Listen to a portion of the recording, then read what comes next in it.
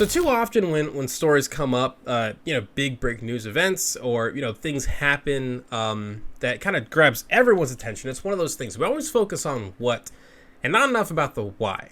Like in 2016, 63 million, or 59 million Americans voted for this guy. You got to see this guy. Oh, I don't know what I said. I don't remember. We're building a wall. He's a Mexican. We're building a wall between here and Mexico. If you are saying he can't do his job because of his race, is that not the definition of racism? No, I don't think so at all. You know, I'm automatically attracted to beautiful. I just start kissing them. It's like a magnet. You just kiss. I don't even wait. And when you're a star, they let you do it. You can do anything. Whatever you want. Grab them by the pussy. So after that tape, Billy Bush lost his career and Trump was elected president. And if you're keeping score at home, that's 2 Bushes that Trump has ended their careers, essentially. Then, after being in office for 4 years, 73 million Americans then decided to cast their ballot for Donald Trump. And this shocked everyone, right? That Trump got so many voters. And actually, I think that might be wrong. He might be up to 75 million now. I'm not entirely sure, but he definitely got a lot of votes. And, people were shocked that people voted for Trump, but they never asked them why someone would vote for Trump in the first place. But honestly, if you're actually talking to Americans out there and, you're actually getting a sense from them what they're really thinking, it's really not hard to see why so many people voted for Trump. 28-year-old business owner Chris Trott, twice an Obama voter, flipped to Trump in 2016. He's not a guy that I would go and want to have a beer with or go golfing with. But you'll vote for him. But I'll again. vote for him. Why? Because what he's doing seems to be working. Saddled with college loan debt, Trott took a huge gamble 4 years ago, starting his own vehicle modification business. It's growing. He might soon hire his first full-time employee. The strong economy gets his vote, as does the president. Yeah, as they say in politics, but somehow seem to forget before every election, it's the economy, stupid. So Trump exists for a few reasons, but one of the main reasons that I think is income inequality. We live in a country where millions are on unemployment, waiting for jobs that'll never come back. In fact, 10 million jobs, that has been estimated that there will be 10 million jobs that we have lost during this pandemic that are just gone forever. We live in a country where thousands are waiting in food banks just to survive, right? And nearly 400,000 Americans are dead from the pandemic. But, it's also the same country where the richest Americans made more than $1 trillion during this pandemic. For some, 2020 was awesome. I saw these people, you listen to every radio station, every show, and they're like, 2020 was a bad year for everyone. But for a lot of folks out there, 2020 was not bad at all. Right? And the only way for our country to come back together and make things work is for the government to actually work and try to fix some of this income inequality. Oops, sorry, wrong graphic there. And as part of his coronavirus relief plan, Biden is looking to up the minimum wage to $15 an hour. According to CBS News, doing that could help bring 1 million Americans out of poverty, which is huge. But people are also worried that it could hurt small business at the same time. What say you, Kelly? Look, the minimum wage should go up to 15 an hour. If it had followed inflation, we'd be looking at $24 an hour right now. And we see all these things of people saying that, small businesses won't exist or your burger is going to cost more. But really, when the minimum wage has gone up, we've seen economic booms. And, you can say that was, a post-war economy, whatever. But the facts of the matter are that other countries have higher minimum wages, and we don't see it hurting their economies. I mean, I'll throw a couple numbers at you here, because the one thing I see going around a lot on Twitter is people saying, oh, now your Taco Bell is going to cost you the price of a sit-down meal. Your McDonald's is going to cost you the price of a sit-down restaurant meal. Here in the U.S., Big Mac, $4.80. Mm-hmm. Over in Denmark, it's $5.15. Minimum wage here, $7.25. over there in Denmark, it's $22 an hour. Oh wow. So- yeah, shit. So I might move to Denmark. well over the 15 mark, and Yeah. I hate to break it to you, but the next time you hit up McDonald's, it might cost you a whole 35 cents more. And if they can do it in Denmark, why can't they do it here? Yeah. Another, we want to stay on McDonald's. I'll throw one more number I just couldn't believe. Average McDonald's price is actually a little bit lower than the Big Mac. Way back in 1998, the average price of a meal, $4.45. The minimum wage back then, $7.25. Still at $7.25 now. Average price of a McDonald's meal is $9. That's a The very price of a interesting meal way of has looking at it. doubled. Minimum wage has not gone up. It costs more to be alive now than it did 20 years ago. Yep. And we're not going to hurt the economy by raising wages. Exactly, and it's one of those things where people, I've wanted to kind of pull up a chart with this whole segment, but yeah, you look by and large, the cost of living is gone up dramatically in the United States. Like this is, but the wages have stayed pretty flat this whole time. Yeah, stagnant. And it seems like it's gotten to this system where it can't support itself any longer. I was shocked to see my other kind of research that right now the average American makes around $50,000 a year, right? And this whole idea of the American dream, the white picket fence, the wife at home, the dad who works, the two kids, right? That Right. can't exist anymore based on that income. Like if you wanted to have enough to be able to sustain that kind of lifestyle here in the United States, you would need to work, I believe it was 57 weeks, but it was definitely more than 52.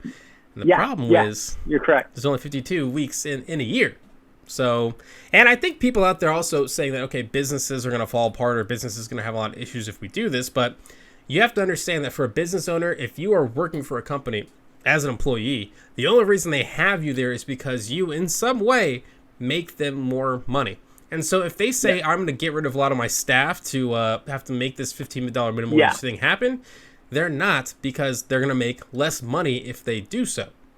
Right? Yeah, I mean, another image I keep seeing posted from people with more conservative views is that this picture of a McDonald's where it's, all the automatic cashiers saying like this will be the future if we raise minimum wage. It's like that's right now. That's a picture from present day, not a picture from the future. You can't say that will be that's idiotic. Like exactly. And it's unreasonable. It's just dumb. And really, for me, I think going back to this income inequality problem, that I think is a big reason of what fueled Trump in the first place and has fueled a lot, even if you like Trump, right? Even if you think, all right, Trump's my guy, I don't like these guys bad-mouthing Trump. Well, think about it on the other side. I mean, Bernie Sanders, a lot of people, I like Bernie, don't like Bernie, but he's definitely to the left of where the party is at in a lot of different ways, right?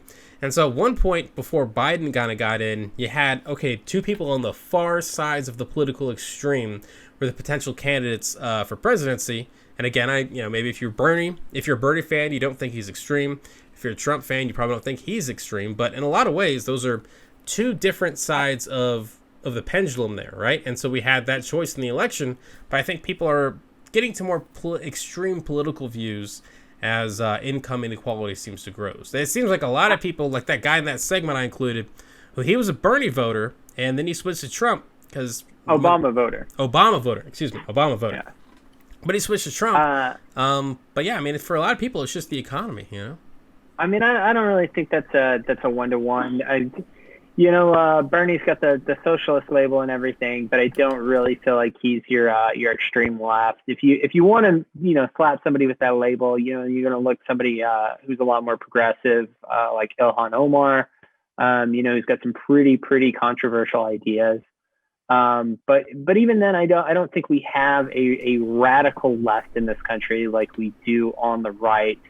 But at the same time, Congress is just much more conservative than the average American. Sure. We see broad support for many policies that can't get traction in Congress. So, and I feel vindicated a bit here that, Biden's already putting out these plans and are far left of where a lot of people expected. But this is in line with what I expected from the Biden administration. And he's going farther than it even looks like on the surface. I mean, a lot of people are saying, of course, $15 isn't enough. With inflation, it would be 24, so it's actually a downgrade. But take it what you can get. But the big thing he's proposing is eliminating a lot of the loopholes that allow you to not pay people a minimum wage. Like the tipping system and several other big loopholes. And that's pretty big. I think even more so that actually. That's awesome. Yeah, I know a couple people who might be happy about them fixing the tipping system there. I might have to yeah, pass that and I along. mean, we'll see if even if some of these proposals that have been floated become policy, or even if that policy proposals then go on to get passed by Congress. But I mean, we'll see. I mean, he's promising big moves on that. He's promising big moves on immigration. So I think we are going to see a bit of a move here, but I think we're a lot better off rather than electing a rich guy who's only rich because his dad was rich to fix our income inequality. We've elected a guy who came from very little, was for years one of the least wealthy members of Congress, and now has risen to the presidency. I think we're in better hands with Biden. I think he has a better personal understanding of the income inequality that most Americans face. Yeah, I agree. I mean, he seems like he has a much better grasp on how Americans are really hurting by and large. I mean, Trump, it kind of reminds me of in Austin. There was this boat rally with Trump, and there was this boat parade with Trump, and there were these big boats that were, they all did this big parade, but there was these massive yachts, right? And then there were all these smaller boats that were going around the massive yachts. But the problem is, if you know anything about boating, it's a horrible idea because the massive boats are going to swamp the smaller boats and they're going to sink. And that's what happened in this Trump parade. But I think that really kind of sums up, how things have kind of gone with him, is that, he's helping out the rich people, and it's the rest of us that are kind of suffering. Whereas I think one of my favorite things I've seen from Biden is there was a kid who, it's one of those things during there was a kid who, had Down syndrome or something like that, or he had some disabilities, and he wanted a hug from Biden. Biden just grabbed him, hugged him. It was all this great moment. And I think Biden, people, especially people on the right, I've seen, Eric Trump, I should say, had this tweet that went viral, where he posted a picture of some mansion and was like, "This is Biden's house," and seems legit, that a senator making, X amount of money per year could afford this mansion. And it's like, yeah. First of all, let's take a picture of what Eric lives, and second of all, that wasn't Biden's house that they were showing a picture of. But it's like, I feel like Biden is going to it was like a large house he had bought and owned and renovated for 15 years, and then sold at a loss and hadn't lived there for decades. It was like the man lost money on this. He hadn't lived there the whole forever. AOC thing over again, where they kept showing pictures of her childhood home back and forth, and she's like, "Well, what are you trying to paint me as? Is a bartender who doesn't know anything, and this rich kid? Make up your mind which way you're tossing the insults." Exactly. It doesn't really make sense when you kind of look at it, So yeah, we'll see. And I think we're kind of getting a little long in the segment here. I'm trying to keep them a little shorter, but I think one of the big things I'm also I kind of think about this whole $15 minimum wage thing, and why I think it's such a good idea is that. I saw a story, I was watching a Bill Maher, and he had a guy on, and his dad fought in World War II. And his dad was part of the folks who were there, part of the cleanup crew after World War II, and trying to get the country together. And at the time, the former Nazis there, the diehards and all this stuff, promised 100-year Third Reich. They were like, "We're not going anywhere. We're not staying away." Right. And so at the time, and his dad, was part of this, but they were like, "How do we get rid of all these people? How do we get the country to come back together?" And the answer was to make it successful.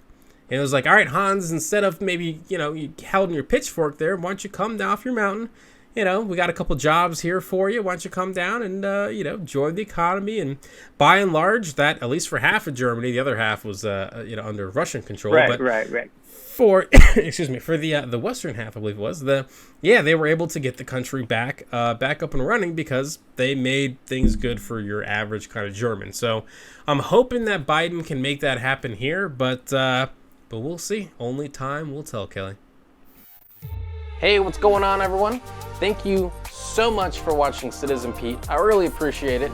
If you haven't already, click that little subscribe button, maybe the like button, and hey, maybe just leave a comment. You know, I want to know what you're thinking. What do you think about all the politics, the news, and all the stuff that's going on in our country?